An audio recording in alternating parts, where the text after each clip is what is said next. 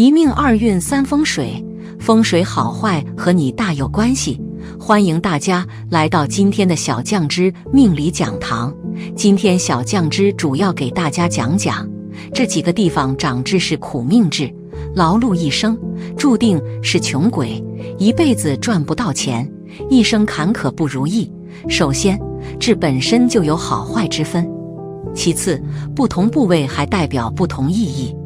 那么，快跟着我一起来看看痣长在哪里不好，意味着命苦、财运不济、健康受损吧。一、身体此处有痣，一生苦命。一、人中有痣，人中是经脉汇聚的地方，在面相中有着非常重要的含义，在痣相中同样有着重要的地位，特别是跟人的健康发展有着密切的联系。人中有痣是不好的一种特征，健康方面容易出现问题，即使不是生病，也会显得整个人没有什么精神。另外，这类人天生还是比较胆小的，生活中做事是没有自己的看法，容易受到其他人的影响，别人说什么就是什么，胆小怕是心中有着什么样的想法都不会大胆地表达出来。二、眼下有痣，眼下有痣我们通常都会称为泪痣，如果女人有着泪痣，其实在痣相中是属于恶痣的一种，她们在感情方面的发展是不怎么顺利的，感情中会遇到比较多的困难，表现是起伏不定，会经历着比较多的恋情。即便是能够顺利结婚，婚姻方面的发展也是不怎么好的，自己跟丈夫的情缘不深，婚姻生活难以安稳下来，在他们当中大多都是会经历着离婚或是多段婚姻，经历着考验才可以找到真正适合自己的人。三、腮部有痣，两边的腮部有痣，这类人的性格大多都不稳定，而且脾气还是非常大的。生活中的他们易怒、冲动，遇到自己不顺心的事情就会发怒，往往会容易出现一些不好的表现。财运方面的发展也是会受到一定的影响，因为的冲动，自己辛苦赚来的钱也会容易流失。腮部有痣其实也是属于会漏财的志向，财运发展多阻碍，也多有破财的情况出现。四、鼻梁上有痣，鼻子是财帛宫，代表着我们财运的发展。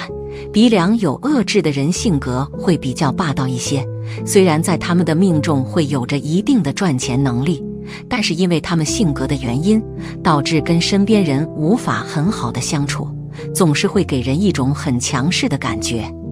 女人如果是有着这样的情况，就是更加不好的了，事业方面发展不顺利，婚姻中跟丈夫的感情也不怎么好，可以说运势是比较低的。如果他们能够放下自己的姿态，情况可能就会变得不一样了。五、脚踝有痣，脚踝连接着腿和脚，起到枢纽的作用。此处有痣的人是个操心劳力的命，总是为了身边的人和事呕心沥血。父母的赡养、子女的教育、人际关系的相处、工作的压力，常常让他们想要逃避，可他们却无处可逃，只能负重前行。一辈子都在为他人服务，从没考虑心疼自己。从年轻时起，因为操劳身体落下许多毛病，到老了病痛折磨，凄惨一生。六、小腿有痣，人行走全靠双腿，特别是小腿，迈出一步就代表人生方向。如果小腿上有痣，则说明一生都在奔波，飘忽不定，就像古代的奴婢，主人说做什么，他们就唯命是从，没有自己的想法，没有自己的主见，一生都很无奈。有时候并不是他们要这样做，而是当下局势迫使他们不得不做出这样的选择。他们的命运大多坎坷，身不由己，往往容易认命，一生穷困。七、脚背有痣，脚背有痣的人是真的奔波命，他们只有不停地奔走才能赚到钱，只要停留就会失去动力，失去赚钱的能力。所以他们不得不像流浪者一样到处漂泊，但无形中丰富了他们的阅历，人到中年见识广博。其实他们最惨的不是到处奔波的辛苦，而是在这过程中不断有小人出来干扰。可以说拼事业过程中遇到的问题都是小人弄出来的，往往防不胜防。8. 额角有痣。额角的左右位置在面相学中叫做迁移宫，这个位置的痣相和气色能反映出一个人是否经常搬迁、工作环境等很多情况。这个位置长痣的人会背井离乡，不能在一个地方常待，或者为工作，或者为生活，再或者是远嫁的女人，亦或者是上门的女婿，还有就是经常出差的人。如果是色泽明亮的黑痣，说明这个人会在奔波中发财，过得很好，很享受着这种生活。如果是灰暗的痣，说明经常会为这种情况烦恼，或者为不断奔波所累。9. 下巴正中央有痣。在下巴正中间的位置处长有恶痣，则会被称之为辛苦痣。通常的情况下，此人的财运不济，天生就是漏财相，常常花钱大手大脚，自己有不良的嗜好，总是有点钱就会全部都给败坏光。与家人子女的关系也会比较疏离，晚年极其容易孤独终老，身边很少会有可以相伴一生的人。而且此痣一长，财库必损，别指望能够存钱。10. 背部脊椎有痣。在体相中，背部上面的痣说明这人的命是比较好的，但是如果长在脊椎上，那么代表着这个人得不到贵人的帮助，很多时候运势就会是天壤之别了。为了事业会不停地奔走，经常在外面出差，根本无法安静下来，而且就算是辛苦工作得到报酬也很少，是典型的小人面相，而且经常是招惹麻烦，所以最好不要触碰。11. 锁骨有痣。锁骨长痣为漏财痣，此处长痣的人投资理财能力差，控制力较弱，赚多少花多少，存不住钱，对金钱没有概念，花钱大手大脚，消费大，钱到用时方恨少，频频漏财，很容易拉低自己的运势，难以在事业上有较高的成就，甚至会使自己陷入贫困的境地，到老还要为生计发愁，命中无财。12. 眼肚有痣。眼肚位置有痣，代表忌水，容易近亲，也很难学会游泳。房屋更常受水患，即漏水、滴水的困扰，屋漏偏逢连夜雨，通常也是这类志向的人吧。另外，该痣位于子女宫，所以有此志向的人常常要为子女操心。痣在眼头只为长子女操劳，眼尾则为小儿女操心。13. 发际线处有痣。在相学当中，若是在发际线处的位置长有恶痣，被称之为孤独痣。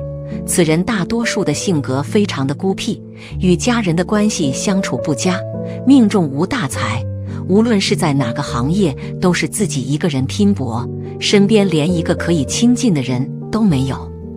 而且在此处长有恶痣的人，他们父母的身体体质不是特别的好，容易有疾病缠身，家里的压力非常大，挣一分花一分。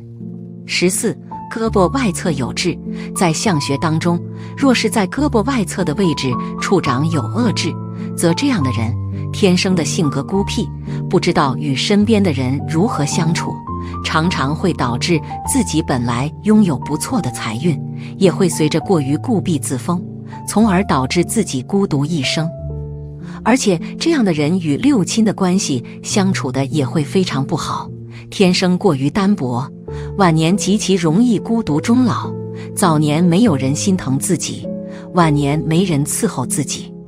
2. 吉痣和恶痣的区别。1. 亮。如果身上有一颗黑痣，它的光泽度是非常黑亮的，那么从这颗痣的形制上可以判断为是吉痣的一种。拥有这种痣的人容易在人群中脱颖而出，只要认真工作，便会在事业上取得一定的成功，达到人生的巅峰。2. 凸。在身体上有突出的黑痣，说明这个痣是吉痣的一种，一般这种痣都比较大并突出，比较明显。有这种痣的人在做事的时候是比较容易取得成功的，即使遇到困难也会迎刃而解，逢凶化吉。所以这种凸出来的痣是极致的一种。3. 黑。在人身上的痣一般情况下颜色都是发黑的，但是在极致的判定标准中，只有痣相纯黑，不带杂色，如发灰、红的痣可以初步判定成极致。这类极致可以说是越黑越好。拥有这类极致的朋友们，一般人缘较好，容易受到朋友和亲戚的帮助，并且还会遇到一些良机，从而促进自己的全面发展。4. 毛。如果在痣上长有毛，这样的痣可以看作是极致的一种。这类毛发通常被称为长寿须和福禄须。如果毛在痣上生长越长越粗，则痣越发的吉祥。不过不要故意将其拔去，这样很不吉祥。拥有这类痣的朋友们，一般都会长寿吉祥，是大家比较公认的成功人士。如果你的身上不幸有苦难痣，那么我建议选择点掉，然后在生活中、工作中积极向上，这样也可以获得幸福生活。好了，大家好，我是小酱汁，今天为大家讲述的是面相大师揭秘，从一个人的面相能透露命运走势，看过的都说准。我们都知道，一个人的善恶不能用长相的美丑来判断，但是一个人的命运好坏却和他的面部特征有所关联。中国人信奉阴阳五行学说，认为天地万物都由阴阳二气演化，受五行相生相克所影响，人的命理运势从出生就已经被注定，并且会表现在体貌特征上，其中以面相蕴含的信息最多。所以从一个人面相来分析，就能知道他的命运走势如何。面相与命运关联之命宫。面相学中将眉毛之间的位置名为命宫，也就是一般所说的印堂位，这里被认为是吉凶的显征之处。如果光洁平坦，颜色红润，一生顺遂平安；如果凸现不平，留有伤疤，色泽暗沉，表示命中将有厄运。面相与命运关联之财帛宫。鼻头叫做财帛宫，与一生的财富和事业有关。鼻子长得圆而挺直，高隆，丰厚则吉；长得尖、薄、歪、斜、弯、掉、侧、反、露骨或露孔都不吉。鼻子颜色青暗，布有红丝，是破财和患病的征兆。鼻色红赤是灾祸临头的预兆。万事以忍为主，等待灾祸消弭。面相与命运关联之兄弟宫。兄弟宫是指眉毛，也包括额角和龙凤角。除了表示兄弟姐妹感情，也可以解释为朋友之情和同事之情。眉头上方象征交友损益，有纹路和疤痕则不吉。面相与命运关联之夫妻宫。眼尾部位叫做夫妻宫，表示夫妻关系的吉凶。眼尾的鱼尾纹能看出个人感情运，如果长得丰隆平满，夫妻感情和睦美好；如果有很多深线纹或者有疤痕，表示婚姻中会发生问题。面相与命运关联之子女宫。下眼皮隆起的这个部位表示子嗣情况，长得丰厚则吉，有空线则不吉，不仅表示是否有子嗣，还表示孩子将来成长情况。面相与命运关联之极恶宫。山根又叫极恶宫，是与身体健康有关的部位，宜丰满润泽，如出现断裂、凹陷、痣疤破败，则容易患病，特别是肠胃功能差。面相与命运关联之迁移宫。迁移宫是在上额两端眉尾上靠着发根处，表示的是出门在外的运势。迁移宫运势不佳的人，不应搬迁到外地居住，外出寻找开拓事业也会很难。面相与命运关联之奴仆宫，奴仆宫关系到事业运，表示能否得到晚辈、同僚及群众的拥戴，要看面颊下端，下巴越圆润丰满越好，如下巴偏斜、尖线、窄削是不能得到支持和拥戴的。面相与命运关联之官禄宫，额头正中是官禄宫，关系官位、事业、学业吉凶。额头光润开阔、丰满则吉，如果纵骨高耸与鼻骨相连，山根和印堂连成一气直达额顶发，这种面相叫做伏羲灌顶，表示事业取得的成功几率很大，是所谓的贵人相。面相与命运关联之田宅宫，上眼皮的位置是田宅宫，与家运吉凶有关。旧时面相学以眼睛为田宅宫，现代的面相学改为了上眼脸。田宅宫广宽丰盈，表示家中多有田产，贵人运佳。田宅宫窄薄有限，家中难置家产，性情急躁，人际交际差。面相与命运关联之福德宫，眉上方偏外部是福德宫，是一个人和财运和福气都有关的部位。面相中前额的天仓和下巴的地库一同看，如果是天地木灵的长相，这个人五福俱全，财富丰盈，寿长安康。面相与命运关联之父母宫，父母宫要区分父位和母位，父位在左额中间偏上，母位在右额中间偏上，表示与父母的缘分和吉凶，以高圆明净、微微隆起而无偏斜为佳。面相学从古时传到今天，其中很多东西也在根据时代变迁而变化，算是一门与时俱进的预测学。通过以上面相12宫的学习，对于面相与命运的联系有了一个初步了解，能基本掌握用面相。大家好，我是小酱汁，今天为大家讲述的是，女人这3个部位瘦不下来，命有富贵相，定是金贵命。所谓发福，则必定少不得长肉增重。对于90%的女人来说，长胖都是噩梦。殊不知在命理面相学中，女人的某些部位胖一点绝对是福不是祸。如果身上这些部位瘦不下来，更是难得的福气，求也求不来。下面我们就一起看看女人哪些部位瘦不下来，命有富贵相，定是金贵命呢？一、下巴瘦不下来，主口福。女人的下巴一直都瘦不下来，那么证明此女口含金汤匙，食路非常好，能够尝尽天下美食。下巴代表着晚年，下巴丰腴代表自己晚年生活很富足，做生意的话可以点石成金，生财有道。因此细心的你会发现，很多的富婆都有双下巴。二、臀部瘦不下来，主权势。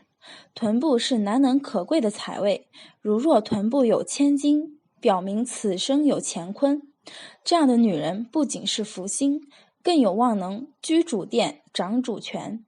在古代是贵妃命，在现代则是职场上的风云人物，不是女老板也能掌大权。臀部上的肉如果减不下来，就表明此生的福分无论何时都不会削弱，事业上不会大起大落，人生如虹，扶摇直上。三、腿部瘦不下来，主身材。在生理学中，有女人腿粗是长寿的说法，而在面相学中，腿接地气，纳暗财。女人腿上有肉，也表明一生稳健，行路无波折。性格妥帖，适宜做妻，是镇宅守财的命格。有钱的男人最向往这样的女人做太太，既有持家之能，又有独立性格。若是腿上有肉而且减不下来的女人，性格既不会很强势，又不会全然依赖老公，只会为家庭聚财而不漏财。三风水，风水好坏和你大有关系。欢迎大家来到今天的小酱汁命理讲堂。今天小酱汁主要给大家讲讲8种福禄相和8种劳碌相，看看你是哪一种。面相学是传统文化的一种，即看相识人，看相读人，在中国有着悠远流长的历史。透过观看一个人脸部所表现出的特征，不仅可以看出人的性格、心思、交际能力，甚至可以看出这个人一生的运势。哪种面相的人天生命苦，难享清福呢？什么面相是有福之人呢？一、天生劳碌命的人面相。一、眉短眼长，眉毛长度不超过眼睛，这类人除了正职的工作之外，多半会利用空档的时间兼职其他的副业，是个名副其实的钱奴，热衷于蜡烛两头烧，永远舍不得放下手边的工作好好休息，是天生的劳碌命。二、鱼尾纹多，鱼尾纹超过3条的人总是精力充沛，在职场或者情场上都是拼命三郎，而鱼尾纹所在的位置又是面相学上俗称的夫妻宫。这种人总是会被另一半操劳，经常会为了讨对方开心赴汤蹈火，在所不辞，反而把自己搞得非常累。三、眼角下垂，眼角下垂的人努力度和企图心都很旺盛，是那种不达目的绝对不会轻易善罢甘休的人。这种长相往往是典型的工作狂、过劳族，熬夜加班对他们来说是家常便饭，不会注意身体健康，属于事业劳碌型。四、额头出现抬头纹，所谓的抬头纹是指额头上出现的横纹。年轻时既有抬头纹的人，通常家境都不是太好，从小就背负着生活的重担，付出的要比同龄人多了很多。同时因为身边缺少人帮助，事事都需要自己一个人面对，因此生活不可避免会很劳碌。五、天庭窄小论文，天庭代表个人的运气与一生的前途。俗云头尖额窄无贵相，这句面相断语的意思是头尖而额头窄小的面相一生没有贵人相助，且所作皆难以成功，做人做事缺乏远见，智力智商一般，不能在某一个领域有所建树，所以属于奔波劳碌命。六、头发粗浓而立起来，头发又粗又浓的属于做事不仔细而脾气又偏大，性格粗暴而不懂得深切的道理，做事冲动而没有耐力，往往半途而废，不能坚持一个事业，所以往往奔波劳碌而无所成。七、两耳尖薄，两只耳朵薄小的人往往定力不足，忍耐力差，背井离乡出来谋生，一定要谨慎投资，小心理财，多行善，多放生，改变命运。八、眉毛粗浓又压眼，并且眼神很弱，此为没有意志力面相。这样面相的人唯唯诺诺，做事不积极，没有上进心，只是混日子。消极生活的人，眼睛是心灵的反应，眼神弱就一事无成了。而眉毛粗浓必然内心想做大事，但是眉粗压眼无神韵，就是整日幻想发财，没有积极有效的行动，手高眼低之辈了。二、天生有福之人的面相。一、眉毛浓密，长眉入鬓，毛发浓密的人大多重情重义，这点在年轻时也许会吃亏，但是日久见人心，愿意与之相处的人也会越来越多，为其运势的好转奠定了基础。眉毛比较长的人有体谅人的雅量，性情温和，不会为钱所困，易得众人相助，六亲关系比较好，尤其是长眉入鬓的人，运势更是会越来越好。二、眼神宁静淡远，眼睛是心灵的窗户，眼神能表现出一个人的内心，眼神宁静淡远的人不会为了些许小事耿耿于怀，与人相处则抱着吃亏是福的宗旨，舍得，日积月累的舍，付出为他们积累了老年的好运。三、鼻翼丰隆，鼻翼丰隆的人有能力有福气，承担意外的福禄富贵。